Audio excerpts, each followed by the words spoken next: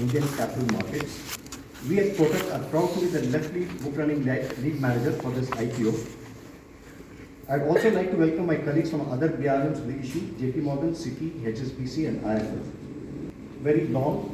The journey ahead is bright and we are confident that Hexaware Technologies will set new benchmarks in the Indian IT services industry. Let me give you a brief profile of the leadership team that will be speaking to us today. Mr. Sri Krishna Ramakarthikeyan, formerly known as Keech, he is whole-time director and CEO of the company. His work is rupees 8,750 crores, of which all of it is secondary. The dilution will be roughly 20.4%. The price band that's announced is 674 rupees to 708 rupees per equity share. The post-money valuation is 43,025 crores. The issue has 50% reservation for QIB, 35% for retail, and 15% for non-institutional investors. The anchor date is February 11th, Tuesday. The issue opens on February 12th, Wednesday, and closes on February 14th. The listing date will be February 19th, Wednesday. Thank you. 2 years, the data that we provided in the RHP, we've grown very well. So the period from 21 to 23, the rupee CAGR of over 20%. The 9 months in 24, growth of over 13%.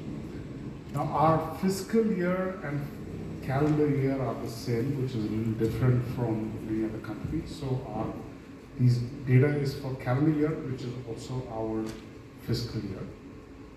Both these growth numbers are amongst the best in the industry. I think the 3-year CAGR is probably the top 3, and the last year numbers top 2 of growth.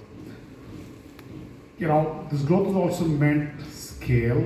So we were over 10,000 crores back in 23, and 24 9-year revenues is close to 9,000 crores.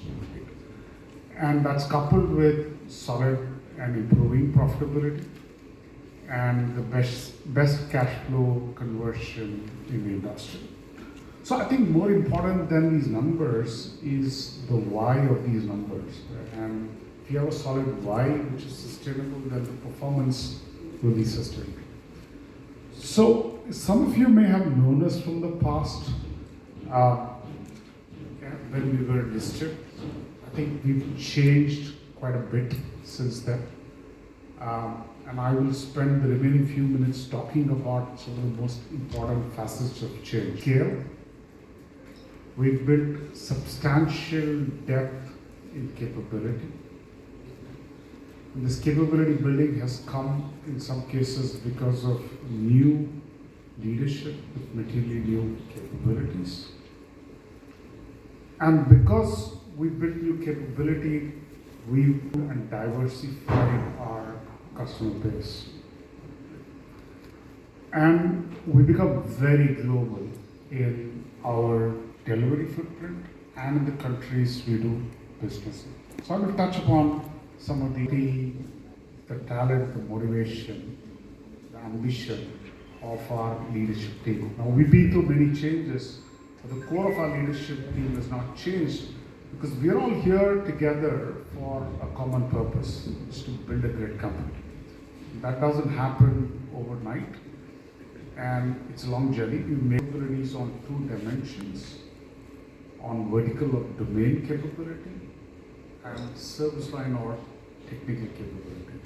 So I'll talk about technical capability first. We offer 3 services to customers. We build software, design and build software. Once we build software, we secure and run it in production. That's tech outsourcing. And then we have a data and AI business. All of these have cloud as a foundation there. Everything we do is on cloud. All the software we build is on cloud.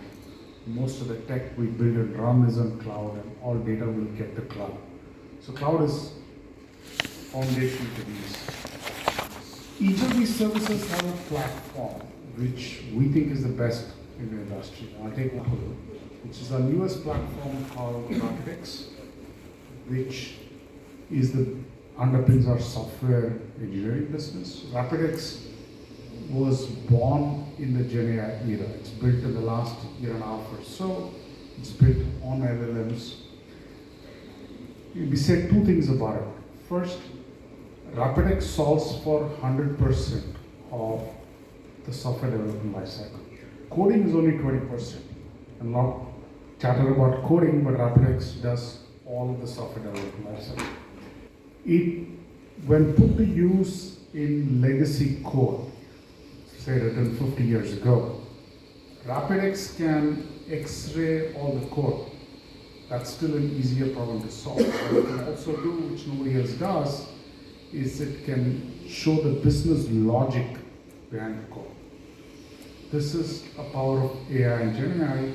RapidX can do some things that humans can't do easily. Take one example. Lots of top asset managers, 11 out of top 50 in the world, are our customers. We understand that industry very well. Let me give another example. Many professional services firms are our customers. We understand the business of the technology and platformization of audit and tax like no other company does in the world. So those are examples of deep expertise